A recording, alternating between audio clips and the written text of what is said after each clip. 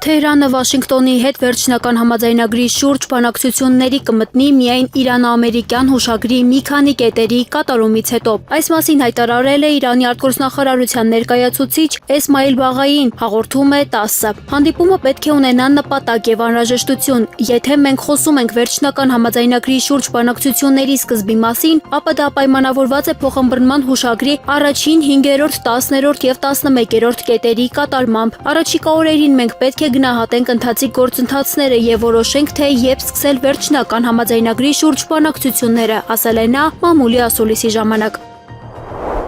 Եվրահանձնաժողովը հունիսի 30-ին հայտարարել է, որ սկսում է Ուկրաինային 3,9 միլիարդ եվրոյի հատկացումը, անօդաչու թռչող սարքեր գնելու համար շուրջ 6 միլիարդ եվրոյի չափով առաջին տրանշի շրջանակներում։ Այս գումարը մտնում է Ուկրաինային աջակցության 90 միլիարդ եվրոյի վարկի մեջ։ Այս մասին ասվում է Եվրահանձնաժողովի տարածած հայտարարության մեջ։ Նշվում է, որ ԱԹՍ-ներն առանցքային նշանակություն ունեն Կիևի կողմից Ռուսաստանից ավալած պատերազմին դիմակայելու համար։ Այսօր մենք 3,9 միլիարդ եվրոյի չափով առաջին տրանշն ենք հատկացնում անօդաչու թռչող սարքերի առաջադեմ տեխնոլոգիաների համար Ուկրաինայի պաշտպանությունն ամրապնդելու նպատակով եւ դրանց կհետևեն մյուսները, հայտարարել է Եվրահանձնաժողովի նախագահ Ուրսուլա ֆոն դեր Լայենը։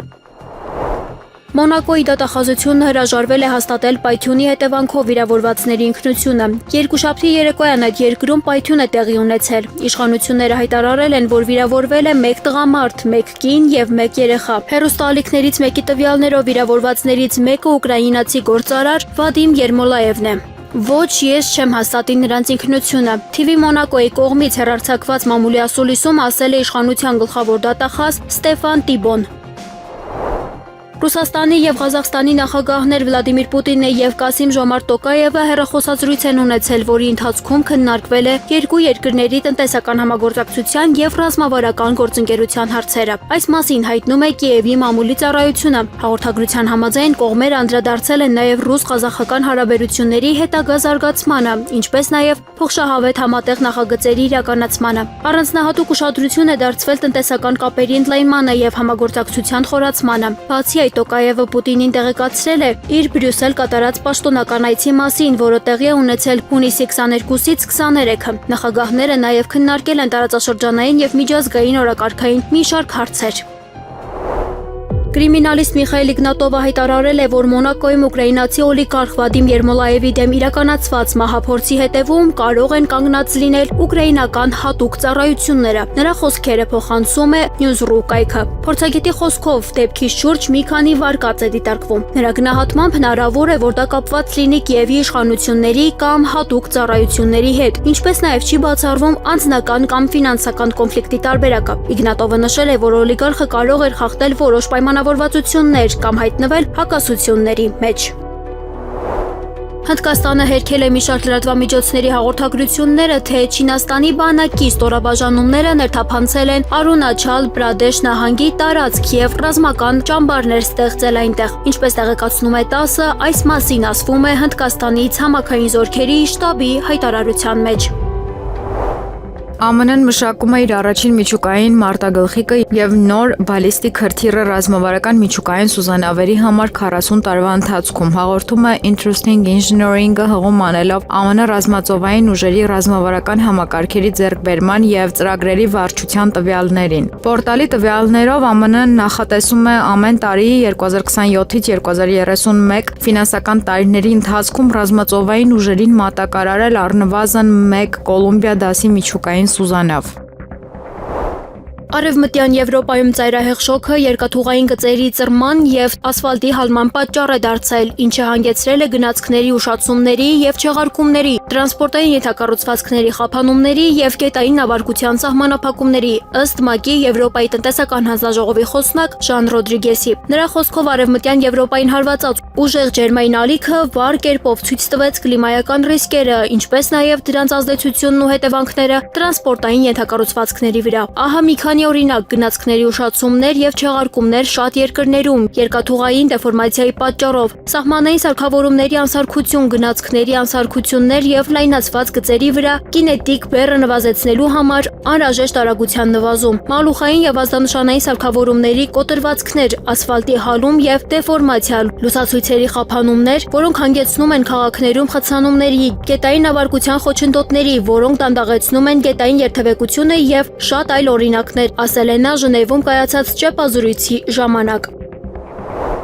Նիկոլ Փաշինյանն ընդունել է Վրաստանի ներքին գործերի նախարար Սուլխան Թամազաշվիլիին, այս մասին հայտնել են Հայաստանի Հանրապետության կառավարությունից։ Փաշինյանը կարևորել է երկու երկրների ներքին գործերի նախարարությունների համատեղ ծրագրերը, մասնավորապես հանցավորության, ապօրինի թմրաշրջանառության դեմ պայքարում, ինչպես նաև ներքին անվտանգության մակարդակի ել ավելի բարձրացման գործում։ Սուլխան Թամազաշվիլին նշել է, որ արդյունավետ քննարկումներ է ունեցել Հայաստանի գործընկերների հետ, այդ թվում համատեղ ծրագրերի իրականացման ուղղությամբ։ Նրա համոզմամբ դրանք նորազդակ կհաղորդեն երկկողմ կապերի ամրապնդմանը, ի նպաստ առկա մարտահրավերներին առավել արդյունավետ դիմագրավելուն։ Զրուցակիցները մտքեր են փոխանակել երկու երկրների միջև համագործակցության ու տարբեր ուղղություններով հետագա քայլերին վերաբերող հարցերի շուրջ։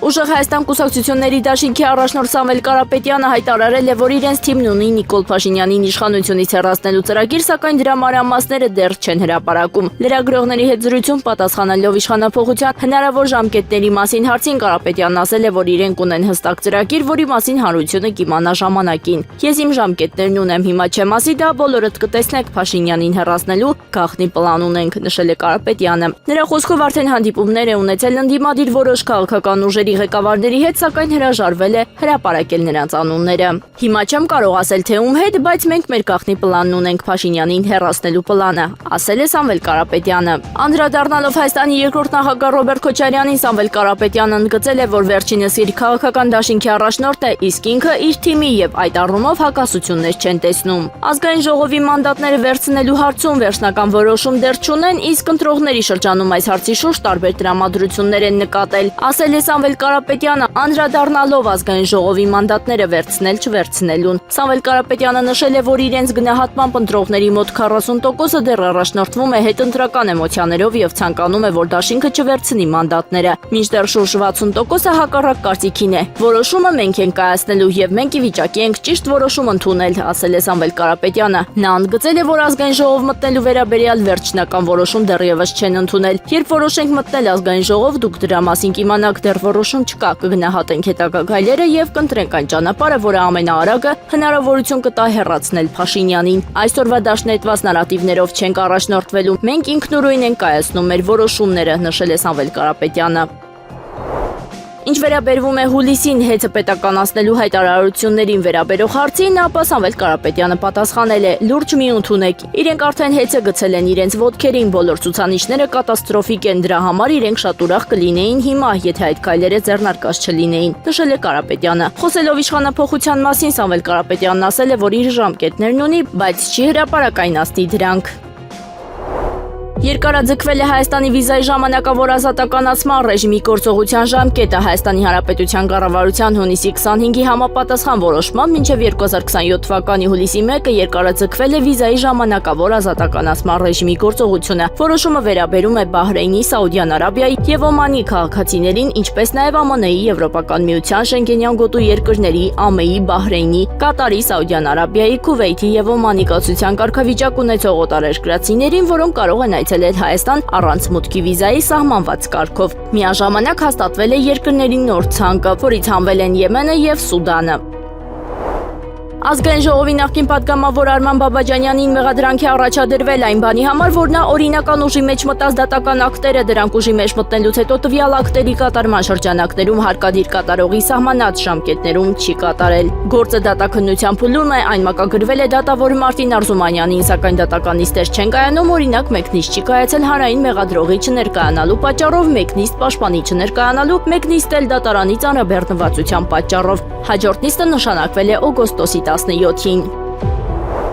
Վենեսուելայում տեղի ունեցած հզոր երկրաշարժի հետևանքով զոհերի թիվը հասել է 1719-ի, ավելի քան 5000 մարդ ստացել է վնասվածքներ։ Դրա մասին հայտարարել է երկրի ազգային համաժողովի խոսնակ Խորխե Ռոդրիգեսը։ Ըստ նրա, տուժածների թիվը հասել է 5034-ի, բացի դրանից վնասվել է 855 շինություն, որոնցից 189 լիովին ավերվել են։ Անցյալ շաբաթ Վենեսուելայում տեղի են ունեցել ուժգին երկրաշարժերի երկու ալիքներ։ Միացյալ Նահանգների երկրաբանական ծառայության տվյալներով առաջին ստորգետնյա ցնցումների մագնիտուդը կազմել է 7.2, իսկ երկրորդինը 7.5։ Ռուսաստանի արտաքին գործերի նախարարության մամուլի խոսնակ Մարիա Զախարովան հայտարարել է, որ ՆԱՏՕ-ի երկրները նախատեսում են մրցույթ անցկացնել առաջադեմ զինհամակարգերի մշակման համար, հիմնվելով Կիևի կողմից Ռուսաստանի դեմ ռազմական գործողությունների փորձի վրա։ Սա մասնավորապես ենթադրում է զենքի ստեղծում, որը կարող է զանգվածաբար ոչնչացնել եւ մշտապես շարքից հանել ռուսական օդանավակայաններն ու ավիաբազաները, այդ թվում մեր երկրի խորքում գտնվողները, հայտարարել է Զախարովան։ Նա հայտարարել է, որ ռազմավարական նպատակն է ապահովել օդանավակայաններից թշնամու գործողությունների կայուն կանխումը։ Ուկրաինան ՆԱՏՕ դաշինքն իր անխոհեմ եւ ագրեսիվ գործողություններով ռուս զինվորականներին լրացուցիչ հիմքեր է տալիս առավել մեծ ուշադրություն դարձնելու ցանկացած ձեռնարկության, որը ներառված է մեր երկրի դեմ կիրառվող սպառազինության մշակման եւ արտադրության մեջ, ընդգծել է նա։ Մոսկվան միջազգային հանրությանը կոչ է անում ուշադրություն դարձնել Կիևի հանցավոր գործողություններին խաղաղ բնակչության դեմ։ Այս մասին հայտարարել է Ռուսաստանի նախագահի մամուլի քարտուղար Դմիտրի Պեսկովը, հաղորդում է ՏԱՍՍ-ը։ Մենք ևս մեկ անգամ առիթից օգտվելով կցանկանայինք ուշադրություն հրավիրել միջազգային հանրության Կիևի ռեժիմի այս հանցավոր գործողությունների վրա, ասել է Կրեմլի ներկայացուցիչը։ Նշենք, որ ըստ ռուսական ԶԼՄ-ների մերձ Մոսկվայում ուկրաինական ԱԹՍ հարվածի հետևանքով մասնավոր տուն է հրդեհվել, ինչի հետևանքով մահացել է 6 ամսական երեխա։ Ռուսաստանի վառելիքի շուկայում ստեղծված իրավիճակի ֆոնին Մոսկվան բանակցություններ է վարում այլ երկրների հետ վառելիքի հնարավոր ներմուծման շուրջ։ Այս մասին հայտարարել է Ռուսաստանի նախագահի մամուլի քարտուղար Դմիտրի Պեսկովը։ Եթե համաձայնություններ ձեռք բերվեն ողջամիտ գներով, ապա դա տեղի կունենա։ Սա կլինի շուկայի կայունացման ուղղված ևս մեկ քայլ եւ այն նպատակ ունի նվազեցնել պահանջարկի այս իրարանցումային աճը, ասել է Պեսկովը։ Պեսկովը հավելել է, որ Կրեմլը չի բացահայտի, թե որ երկրների հետ այդ հարցի շուրջ բանակցություններ անցկացնում։ Հասկանալի պատճառներով մենք այս մասին չենք ասի, հայտարարել է Կրեմլի խոսնակը։ Գերմանիայի Համբուրգ քաղաքին հարակից Շտադե քաղաքում զինված հարձակում է եղել երիտասարդական կենտրոնի վրա, շենքում, որտեղ եղել է զինված հարձակումը, բնակվելիս են եղել հղի կանայք, միայնակ մայրեր եւ սոցիալական աջակցության կարիք ունեցող կանայք։ Այս մասին հայտնում է Էրմենի հապերը։ Դեպքի առնչությամբ ձերբակալվել է 3 մարդ։ Ոստիկանությունից հայտնում են, որ ձերբակալվածներից մեկը 45-ամյա թուրք է եւ ունի քրեական անցյալ։ Քաթարի արտաքին գործերի նախարարության խոսնակ Մաջիդ բին Մոհամեդ Ալ-Անսարին հայտարարել է, որ ԱՄՆ Իրան անուղղակի բանակցությունների կողմերը դեռևս առաջընթաց չեն գրանցել իրանական 6 միլիարդ դոլարի ակտիվների ապասառեցման հարցում։ Միջոցների փոխանցումը կախված է կողմերի համաձայնությունից եւ բանակցությունների առաջընթացից, որը իհարկե դեռևս տեղի չի ունեցել, ասել են աճապազրույցի ժամանակ։ Դիվանագետը հիշեցրել է, որ վիճելի միջոցները պետք է փոխանցվեն 2023 թվականի Իրան-ԱՄՆ համաձայնագրի համաձայն մարդասիրական նպատակներով։ Կատարը չի տիրապետում այդ միջոցների, այն պարզապես հանդես է գալիս որպես ֆինանսական միջնորդ դրանց կառավարման համար, բացատրել է Ալ-Անսարին։ Առողջապահության նախարար Անահիտ Ավանեսյանը Փաշինյանի որոշման փուլիսի 1-ից 2-ը կմեկնի Ստամբուլ երկրաշարժերի առողջապահական ազդեցության նվազմանն ուղղված առողջապահական համակարգերի պատրաստվածություն եւ արձագանքում խորագրով նախարարական համաժողովին մասնակցելու նպատակով։ Այս մասին որոշում է ստորագրել Հայաստանի վարչապետ Նիկոլ Փաշինյանը։ Անահիտ Ավանեսյանի Թուրքիայի Հանրապետություն գործուղման օրապահիկի ծախսերը կկատարվեն պետական բյուջեով Հայաստանի Հանրապետության առողջապահության նախարարությանը հատկացված միջոցների հաշվին, իսկ ճանապարհածախսը եւ Գիշերավարձի ծախսերը կատարվելու են հրավիրող կողմի միջոցների հաշվին։ Առողջապահության նախարարը գործուղումից վերադառնալուց հետո երրորդյա ժամկետում պետք է ներկայացնի Նիկոլ Փաշինյանին Թուրքիայի Հանրապետություն գործուղման արդյունքների մասին հաշվետվություն։ Տաքսիների վարորդները եւ գրանցված աշխատողները հունվարի 1-ից կմիանան առողջապահության ապահովագրությանը, այսպասին մամուլի ասուլիսի ժամանակ հայտարարել է առողջապահության նախարար Անահիտ Ավանեսյանը։ 2027 թվականի հունվարի 1-ից առողջության համընդհանուր ապահովագրության համակարգին միանալու են նոր խմբեր, դրանք են քաղիրավական պայմանագրերով աշխատողները, տաքսի ծառայություններում աշխատող վարորդները եւ անկախ աշխատավարձի չափից բոլոր գրանցված աշխատողները։ 2028 թվականի հունվարի 1-ից ըստ էության արդեն կներառենք բոլոր քաղաքացիներին, գյուղացիական տնտեսություններում զբաղված մարդկանց, ուսանողներին եւ այլն։ 2028 թվականի հունվարի 1-ից մեր նպատակն է 3 միլիոն բնակչությանը ներառել առողջության ապահովագրության մեջ եւ ավարտել պետական պատվերի ծրագրերը։ Պետական պատվերի ծրագրերը 2028 թվականի հունվարից որպես բյուջետային ծրագիր հիմնականում կավարտվի, ասել է նախարարը։ Եթե անձը տարվա մեջ 183 օր Հայաստանի Հանրապետությունում չի եղել առողջապահության ապահովագրության շահառուլ չի կարող լինել, այսպասին հայտարարել է Անահիտ Ավանեսյանը։ Սա քաղաքական առումով շատ կարևոր հանձնառություն է եղել, մենք Հայաստանի Հանրապետության բյուջեով հոգ ենք տանում ծախսերը, չի կարող այդպես լինել, որ անձը Հայաստանում չապրի ու տարին մեկ անգամ գա Հայաստան ստանա առողջապահության ապահովագրություն։ Դրա մասով չի կարող բողոք լինել, քանի որ մենք մեր հարկատուների գումարները պետք է որոշակի ձևով ծախսենք, նշել է Ավանեսյանը։ Հայաստանի եւ Էստոնիայի դատախազությունները կխորացնեն համագործակցությունը։ Հայաստանի գլխավոր դատախազ Աննա Վարդապետյանն ընդունել է Էստոնիայի գլխավոր դատախազին։ Պատվիրակությունը Հայաստան է ժամանել մասնակցելու եվրոպական դատախազների երկխոսության հայկական հարթակի շրջանակում կայանալիք ապօրինի ճանապարհով ձեռք բերված գույքի հետքերով, քրեական հետապնդում, գույքի վերականգնում եւ բռնագանձված գույքի կառավարում, քրեական արդարադատությունում զոհակենտրոն մոտեցման ամրապնդում խորագրով միջազգային բարձրաստիճան համաժողովին։ Ադրբեջանը միշտ առաջնորդվել է հումանիզմի սկզբունքներով եւ հայտարարել է, որ անհետ կորած անձանց հարցի լուծումը հարավային Կովկասում խաղաղության եւ վստահության ամրապնդման գործընթացի կարևոր մասն է կազմում։ Ռիպորտի փոխանցմամբ այս մասին Բաքվում անհետ կորած անձանց հարցին նվիրված միջազգային համաժողովում հայտարարել է ռազմագերիների, պատանների եւ անհետ կորած անձանց հարցերով պետական հանձնաժողովի անդամ փոխարտգործնախարար Էլնուր Մամեդովը։ Անհետ կորած անձանց հարցի լուծումը պահանջում է բոլոր կողմերի համատեղ ջանքերը եւ թափանցիկ համագործակցությունը, անհետ կորած անձի յուրաքանչյուր ընտանիք ապրումների սեփական ողբերգությունը։ Ադրբեջանն այս խնդրին բախվում է ավելի քան 30 տարի։ Անհետ կորած անձանց հարցը համաշխարհային մարդասիրական օրակարգի առաջնահերթություններից է, ասել է Մամեդովը։ Նա նաև նշել է, որ 2020 թվականի նոյեմբերից ի վեր Ադրբեջանը հանձնել է մարտադաշտում հայտնաբերված ավելի քան 2000 հայ զինծառայողների մարմինները։ Նիկոլ Փաշինյանը կժամանի Իրան մասնակցելու հանգուցյալ գերագույն առաջնորդ Ալի Խամենեիի հողարկավորությանը, այս մասին հայտնել է իրանական մեհր գործակալությունը։ Խամենեիի հրաժեշտի արարողությունը կանցկացվի հուլիսի 4-ին եւ 5-ին Թեհրանում, իսկ հողարկավորության արարողությունը հուլիսի 6-ին կրկին Թեհրանում, իսկ Ղոմ քաղաքում հողարկավորությունը կանցկացվի հուլիսի 7-ին։ Հիշեցնենք, որ Ալի Խամենեին սպանվել է փետրվարի 28-ին Իսրայելի եւ ԱՄՆ-ի կողմից Իրանին հասցված առաջին հարվածների ժամանակ։ Հուլիսի 1-ից Ռուսաստանը պարտադիր է դարձրել RU-ID համակարգով նախնական գրանցում այն օտարերկրացիների համար, որոնք Ռուսաստան են մեկնում առանց վիզայի, սա վերաբերում է նաև Հայաստանի քաղաքացիներին։ Մինչև Ռուսաստան մեկնելը պետք է ներբեռնել պաշտոնական RU-ID հավելվածը եւ գրանցվել։ Մուտքի հայտը պետք է ներկայացնել ոչ շուտ քան 90 օր եւ ոչ ուշ քան 72 ժամ մինչև սահմանը հատելը։ Արտակարգ դեպքերում դա կարելի է անել մինչև 4 ժամ առաջ։ Գրանցման ընթացքում պահանջվում է անձնագրի տվյալներ, լուսանկար, այցի նպատակը, մուտքի եւ ելքի նախատեսվող ամսաթվերը, որոշ դեպքերում նաև ձայնային նմուշ նախնական կենսաչափական նույնականացման համար։ Հայաստանի Հանրապետության երրորդ նախագահ Սերժ Սարգսյանը ծաղկեպսակ է ուղարկել Սերգեյ Իվանովի վերջին հրաժեշտին, հաղորդում է ՌԻԱ Նովոստին։ Ռուսաստանի պաշտպանության նախկին նախարարը մահացել է հունիսի 26-ին 73 տարեկան հասակում։ Նաև Սերժ Սարգսյանն աշխատանքային ջերմ կապեր են ունեցել այն ժամանակահատվածում, երբ երկուսն էլ ղեկավարել են իրենց երկրների պաշտպանության նախարարությունները։ Իրանն առաջիկա օրերին կատարում որևէ բանակցություններ չի ծրագրում ԱՄՆ-ի հետ, հայտարարել է Իրանի արտաքին գործերի նախարարության խոսնակ Իսմայիլ Բաղային։ Նա նշել է, որ այս շաբաթ իրանցի փորձագետների պատվիրակությունը կայցելի Դոհա իրանական ակտիվների ապաշրջափակման ուղղությամբ աշխատելու համար, սակայն այս այցը կապված չէ ԱՄՆ-ի հետ բանակցությունների հետ։ Մենք առաջիկա օրերին որևէ մակարդակով ԱՄՆ-ի հետ որևէ բանակցությունների ծրագրեր չունենք։ Ամերիկյան պատվիրակության այցը կատար կապված չէ իրանական պատվիրակության այցի հետ։ Դրույթների իրականացման ուղղությամբ աշխատելու համար, ասել է Իրանի ԱԳՆ խոսնակը։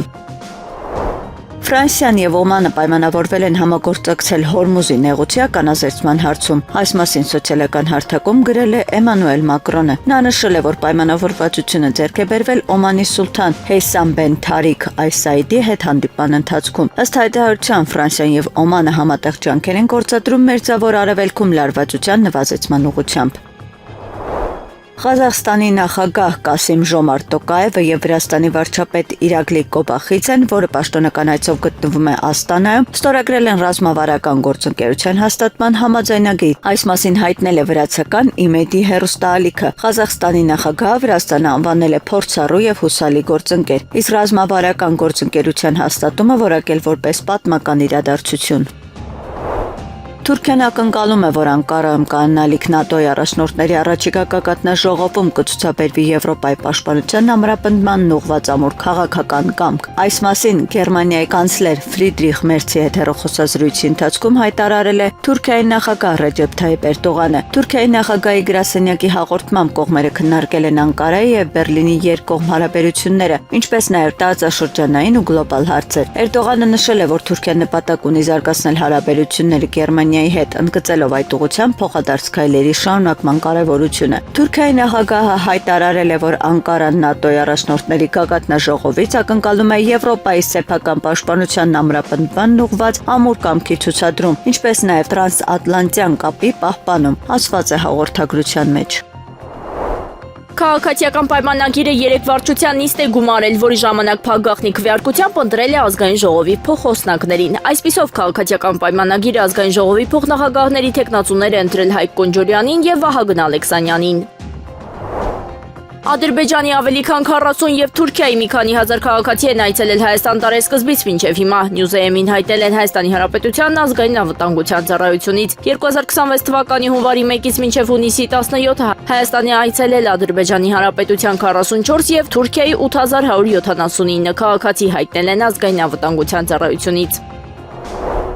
Նիկոլ Փաշինյանը պնդել է Ալեն Սիմոնյանին Հայաստանի Հանրապետության նախագահ նշանակելու մտադրություն չունի, չկա այդպիսի խնդիր, լրագրողների հետ զրույցում հայտարարել է նա։ Հարցին որպես պատգամավոր կշարունակի իր գործունեությունն ազգային ժողովի նախկին նախագահը Փաշինյանը պատասխանել է. ինքն էլ որոշում կկայացնի, թիմն էլ որոշում կկայացնի, կարծում եմ շատ կարևոր է, որ մենք որպես քաղաքական թիմ ոչ միայն ունենանք այդ կարգավիճակում գտնվող անձինք, այլև նախկինում այդ կարգավիճակում գտնվող անձինք։ Ի վերջո դա փորձ է։ Այս պահին մեր թիմում ազգային ժողովի 2 նախկին նախագահ կան, նախկին նախարարներ կան, նախկին փոխվարչապետ կա, դա քաղաքական կապիտալ է։ Փաշինյանը նաև վստահեցրել է, իր ու Սիմոնյանի միջև տարաձայնություններ չկան։ Ռուսաստանի նախագահ Վլադիմիր Պուտինի հետ նախատեսված հանդիպում չի եղել քաղաքացիական պայմանագրի վարչության նիստից հետո լրագրողների հետ զրույցում հայտարարել է Նիկոլ Փաշինյանը։ Առաջիկայում կլինեն շփումներ, չի եղել նշանակված օր, վստահեցրել է Փաշինյանը։ Ազգային ժողովի նախագահ Ալեն Սիմոնյանը կարգադրություն է ստորագրել պետական պահպանության ծառայության աշխատակիցներին, աշխատողներին պարգևատրելու մասին։ Հայաստանի Հանրապետության պետական պահպանության ծառայության կազմավորման տոնի արդիվ ծառայողական պարտականությունները գերազանց եւ բարձր պատասխանատվությամբ կատարելու համար պետական պահպանության ծառայության աշխատողները պարգևատրվել են ազգային ժողովի նախագահի հուշանվերով։ Բացի այդ, պետական պահպանության ծառայության աշխատողները պարգևատրվել են նաեւ ազգային ժողովի նախագահի շնորհակալագրով։ Հայաստանի Հանրապետության քաղաքացու կենսաչափական նույնականացման նոր քարտը նորագույն անվտանգային պաշտպանիչներով եւ հատուկ մշակված դիզայնով, այս մասին հայտնել է ներքին գործերի նախարարությունից ներկայացնելով կենսաչափական նույնականացման նոր քարտը։ Հայաքվե ազգային քաղաքացիական միավորման համակարգող Ավետիք Չալաբյանի կալանավորման հարցը բարձրացվել է Բելգիայի Դաշնային խորհրդարանում, այս մասին հայտնել են Հայաքվեից։ Բելգիայի Դաշնային խորհրդարանի պատգամավորներ Էլեն Սամինը Բելգիայի արտաքին գործերի նախարար Մաքսիմ Պրևոյին ուղղված բանավոր հարցով անդրադարձել է Հայաքվե ազգային քաղաքացիական միավորման համակարգող Ավետիք Չալաբյանի կալանավորմանը եւ Հայաստանում ժողովրդավարության ու իրավունքի գերակայության վիճակին։ Պատգամավորը հիշեցրել է, որ Ավետիք Չալաբյանի նախորդ քրեական հետապնդումն արդեն իսկ միջազգային մտահոգությունների առիթ էր դարձել դրա գործին, անդրադարձել են Հայաստանում ԱՄՆ դեսպանությունը, Եվրոպայի խորհրդի խորհրդարանական վեհաժողովը եւ Freedom House-ը, բարձրաձայնելով կամայական կալանքի քաղաքական ազատությունների սահմանափակման եւ արդար դատաքննության երաշխիքների վերաբերյալ լուրջ հարցեր։ Վրաստանի ներքին գործերի նախարար Սուլխան Թամազաշվիլին պաշտոնական այցով ժամանել է Հայաստան։ Հայաստանի Հանրապետության ներքին գործերի նախարար Արփինե Սարգսյանի հրավերով հայտնել է Վրաստանի ներքին գործերի նախարարությունը։ Այցի ընթացքում Սուլխան Թամազաշվիլին երկկողմ հանդիպում կունենա Հայաստանի Հանրապետության ներքին գործերի նախարար Արփինե Սարգսյանի հետ եւ պատվիրակության հետ միասին կայցելի Հայաստանի ոստիկանության ստորաբաժանումներ եւ կծանոթանա նրանց գործունեությանը։ Պաշտոնական այցի շրջանակում Վրաստանի ներքին գործերի նախարարը նաեւ հանդիպումներ կունենա Հայաստանի Հանրապետության վարչապետ Նիկոլ Փաշինյանի եւ Հայաստանի Հանրապետության ազգային անվտանգության ծառայության տնօրեն Անդրանիկ Սիմոնյանի հետ, ասված է նախարարության հաղորդագրության մեջ։ Միացյալ Նահանգների պատվիրակության անդամները մեկնում են Քաթար, հայտարարել է Դոնալդ Թրամփը։ Կարծում եմ արդեն թռել են կամ հենց հիմա պատրաստվում են մեկնել։ Տեսնենք թե ինչպես կանցնի ամեն ինչ, բայց այդ ուղղությամբ ամեն ինչ շատ լավ է ընթանում։ Դոհայում կայանալիք հանդիպումը կարող է կարևոր լինել եւ կարող է նաեւ կարևոր չլինել, դա կտեսնենք։ Սակայն ռազմական առումով մենք հաղթում ենք։ Ես կասեի, որ ռազմական տեսանկյունից հաղթանակն արդեն գրեթե մերն է։ Խոսքը Իրանի ապամիջուկայնացման մասին է։ Մենք չենք ցանկանում, որ նրանք միջուկային զենք ունենան եւ նրանք այն չեն ունենա։ Արդարության համար պետք է նշեմ, որ իրենք էլ համաձայնել են դրան, ասել է Միացյալ Նահանգների նախագահը։ Թուրքիան եւ Ադրբեջանը համատեղ հայտ են ներկայացրել փախլավան ՅՈՒՆԵՍԿՕ-ի մարդկության եւ ոչ նյութական մշակութային ժառանգության ցանկում ընդգրկելու համար։ Այս մասին գրում են թուրքական թերթերը։ Հայտի վերաբերյալ վերջնական որոշումը կընդունվի նոյեմբերի 30-ից դեկտեմբերի 5-ը Սիամենում կայանալիք ՅՈՒՆԵՍԿՕ-ի միջկառավարական կոմիտեի նիստում։ Թուրքիան եւ Ադրբեջանը փախլավան մշակութային ժառանգության ցանկում ընդգրկելու հայտը ներկայացրել են Բաքլավա եւ Փաքլավա անվանումներով։ Թուրք պաշտոնյաներն ակնկալում են, որ կազմակերպությունը դրական որոշում կկայացնի, ինչը նրանց կարծիքով կկանխի քաղցրավենիքը սեփականացնելու Հունաստանի փորձերը։